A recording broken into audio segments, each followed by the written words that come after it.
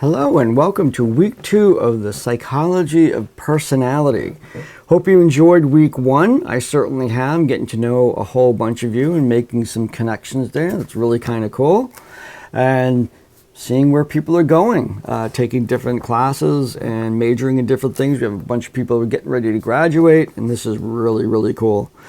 So, as you can tell from the title of the textbook, this is a very culture-centric approach to personality, looking at the development and expressions of personality as parts of our culture and how culture impacts us and how our personalities work or don't work or interact with cultural factors. So we're going to be into chapter 2, where it's kind of like laying the groundwork for culture and personality and getting into some definition of what culture is. If you've taken sociology or anthropology, you probably have a good sense of that.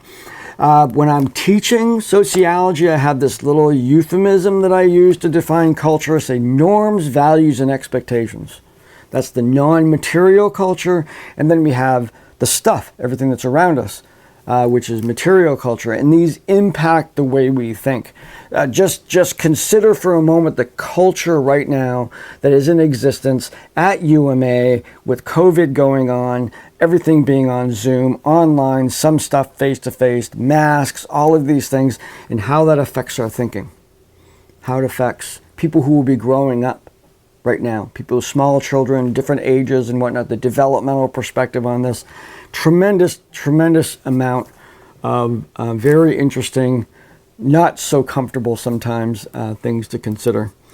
Now, when we look at personality and we look at the cultural impact in that, we can look at factors such as age, gender, religion, race, all of these things, and you understand that the cultural factors, the cultural opinions, and the cultural norms and values and expectations for those things impact us in terms of what's expected of us, what we expect of other people, and that impacts the way that we express our personalities.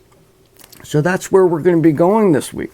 So dive right into those discussions in the chapter 2, and I look forward to interacting with you again. I'll also be getting into some grading on this Monday and providing some feedback as to how you're doing with the discussions and quizzes and all that stuff. So you'll be hearing from me in that way too. And remember, I post everything as announcements. Whenever I've done something, if I've finished grading something, I post it as an announcement.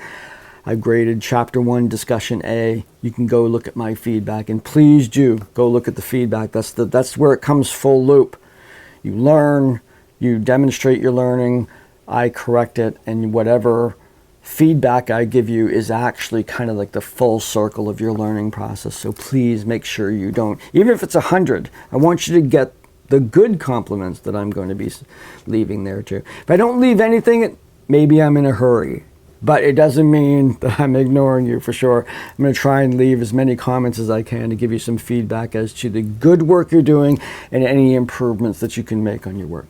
So looking forward to week 2. Hope you are as well.